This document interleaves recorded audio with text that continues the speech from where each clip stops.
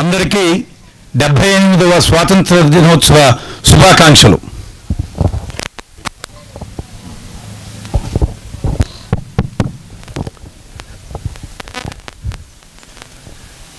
భారతదేశ తోటి పౌరులందరికీ కూడా నా హృదయపూర్వక నమస్కారాలు, వందనాలు. ఈరోజు ఆగస్ట్ 15వ తారీఖు, 15 ఆగస్ట్, 15th ఆగస్ట్ మనందరికీ కూడా చాలా చాలా ప్రత్యేకమైన రోజు, చాలా చాలా శ్రేష్టమైన రోజు. ఒక విధంగా చెప్పాలంటే ఒక పవిత్రమైన రోజు. కారణం ఏంటంటే ప్రతి సంవత్సరం కూడాను మన దేశ ప్రజలందరూ కూడాను 2 రోజులు ప్రత్యేకంగా ఒక పండుగలాగా జరుపుకుంటూ ఉంటాం. ఈ 2 రోజులు కూడాను దేశానికి సంబంధించిన ఇతర పండుగల కంటే చాలా అంటే చాలా ప్రత్యేకత ఉంటుంది. ఇతర పండుగలన్నీ కూడాను దేని మీద ఆధారం అంటే మన యొక్క నాగరికతకి, మన యొక్క భాషలకి, మన యొక్క మతాలకి, మన యొక్క ఆచారాలకి ఇలా విభిన్నంగా చాలా భిన్నంగా ఉంటూ ఉంటాయి. ఎవరికి సంబంధించిన పండుగలు వాళ్ళు జరుపుకుంటారు చాలా ఉత్సాహంగా. కానీ ఆగస్టు 15వ తారీఖు, జనవరి 26వ తారీఖు కూడా స్వతంత్ర దినోత్సవము, గణతంత్ర దినోత్సవము మన భారతదేశ ప్రజలందరికీ కూడా, పౌరులందరికీ కూడాను చాలా విశిష్టత. మనందరం కూడా చాలా ఉత్సాహంగా ఉన్నాం. ఈరోజు చాలా సంతోషం. మరి స్వతంత్ర దినోత్సవము, భారతదేశానికి స్వతంత్రం వచ్చింది అంటే దానివల్ల ఉపయోగాలు ఏంటి, బెనిఫిట్స్ ఏంటి? స్వతంత్రం లేకపోతే ఉన్నటువంటి విషమ పరిస్థితులు మనకి వాటి యొక్క అర్థం తెలిస్తే స్వతంత్రం యొక్క ఫలితం మనకు పూర్తిగా అర్థమవుతుంది. కానీ ఇటీవల కాలంలో కొన్ని సంవత్సరాల నుండి మనకి పూర్తి స్వతంత్ర దేశంలో ఉంటున్నాం కాబట్టి స్వతంత్రం యొక్క విలువ మనలో చాలామందికి తెలియదు. ఈ విలువ ఎప్పుడు తెలుస్తుందంటే స్వతంత్రానికి పూర్వం మన యొక్క దేశం ఎలాంటి గడ్డు పరిస్థితులు ఎదుర్కొంది, ఆనాడు ఉన్నటువంటి దేశ పౌరులందరూ కూడాను, ప్రజలందరూ కూడాను ఎలాంటి కష్టాలు పడ్డారు, ఎలాంటి నష్టాలు సంభవించినాయి, ఎలాంటి విపరీతాలు సంభవించినన్నీ కూడాను మనకి కళ్ళకు కట్టినట్టుగా ఇలాంటి సందర్భాల్లో మనం చెప్పుకోగలిగితే స్వాతంత్రం యొక్క విలువ, ఫలితము మనందరికీ కూడాను అర్థమవుతుంది. ఆ ధోరణిలోనే, ఆ స్వతంత్రం ఉన్నటువంటి పరిస్థితుల్లోనే మనందరూ కూడాను, ప్రజలందరూ కూడాను, పౌరులందరూ కూడాను ఎంత బాధ్యతాయుతంగా ఉండాలన్నది మనకి గోచరిస్తుంటుంది. మరి స్వతంత్రానికి పూర్వం మన యొక్క దేశ పరిస్థితి చాలా అంటే చాలా అధ్వానం, అనేకమైన కష్ట నష్టాలు జరిగినాయి. ఆనాడు ఉన్నటువంటి ఎందరో మహానుభావులు వాళ్ళందరూ కూడాను ఎన్నో త్యాగాలు, ఎన్నో అష్టకష్టాలు, విపరీతమైన కష్టాలను కూడా ఎదుర్కొని స్వాతంత్రం యొక్క సిద్ధికి తోడ్పాటు చేశారు.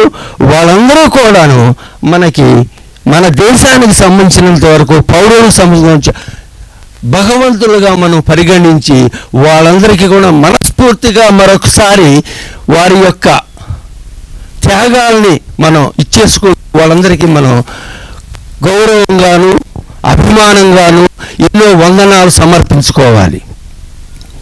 దేశ స్వాతంత్రం వచ్చిన తర్వాత అనేక రంగాలలో అభివృద్ధి చెందుతుంది.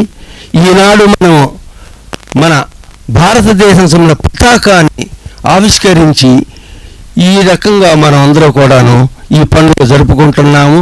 మన భారతదేశ పతాకం అంటే 3 రంగుల జెండా. 3 రంగుల జెండా, పచ్చదనము, ఆకుపచ్చదనము, తెల్లటి తెలుపు శ్వేతవర్ణము, కషాయ వర్ణము. ఈ జాతీయ పతాకంలో ఈ 3 రంగుల యొక్క అర్థము ఎంతో ఎంతో చాలా లోతుగా ఉన్నది. కాబట్టి అవన్నీ కూడా మనం అర్థం చేసుకుంటే అవన్నీ కూడా మనకి చాలా ఆచరణీయంగా చేసుకోగలిగితే చక్కటి భారతదేశ పౌరులుగా మనం మనగలం.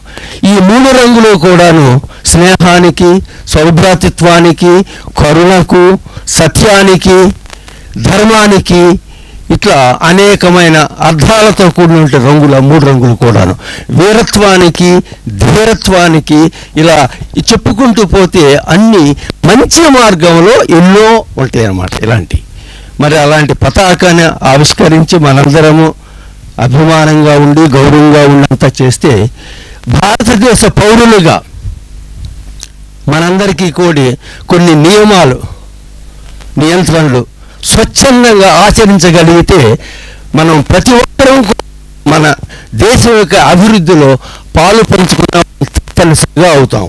ఇవన్నీ కూడా మనం స్వచ్ఛందంగా వాలంటరీగా ఆచరించాలి. వినాలి, అర్థం చేసుకోవాలి, ఆకలింపు చేసుకోవాలి. మన పెద్దలందరూ కూడా ఇచ్చేటువంటి అనుభవాలు కానీ సూక్తులు కానీ అన్నీ కూడా ఆచరించగలిగితే మనం మన దేశంలో అభివృద్ధిలో పాలు పంచుకుంటున్నట్లే.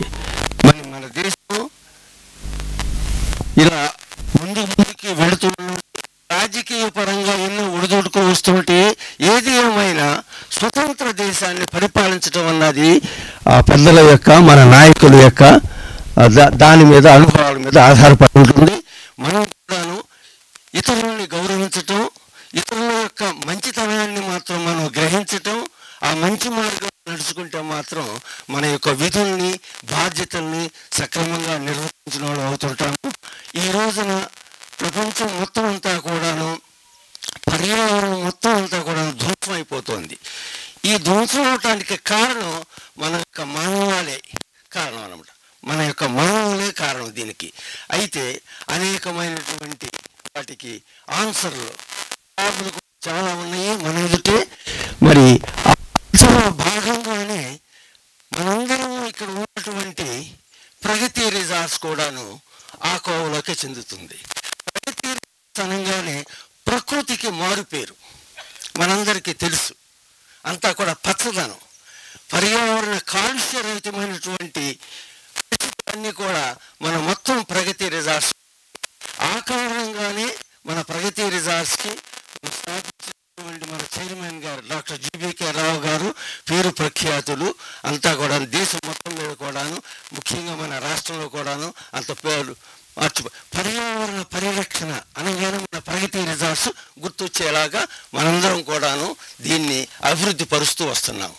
మరి మన యొక్క ప్రగతి రిసార్ట్స్లో ఈ పర్యావరణము, ఈ వాతావరణం అంతా కూడాను కాలుష్యరహితమైన విశేషమైనటువంటి పరిస్థితులు ఉన్నాయి. ఇక్కడ కాలుష్యరహితం అంటే మనకున్న పంచభూతాలు, గాలి తీసుకున్నా, నీరు తీసుకున్నా, నేల తీసుకున్నా, నింగి తీసుకున్నా, ఇంకేది తీసుకున్నా కూడాను అంతా కూడా కాలుష్యరహితమైన వాతావరణం మన మానవాళితో సహా ఇతర ప్రాణులు కూడాను మనుగడకి అత్యంతమైనటువంటి విలువైనటువంటి మంచి వాతావరణం ఇక్కడ సృష్టించబడింది.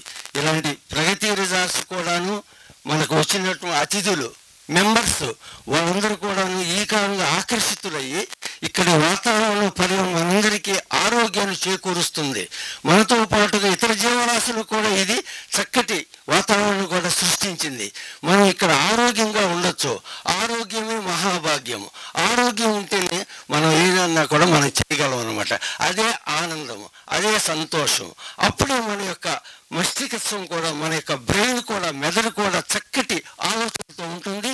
అంతా కూడా మంచి మార్గంలో నడపాలన్నమాట. అంతా కూడాను ఇతరులను గౌరవించాలి, మంచిని గ్రహించి మంచిని ఆచరించి మనం అంతా ఇట్లా ఉండాలి.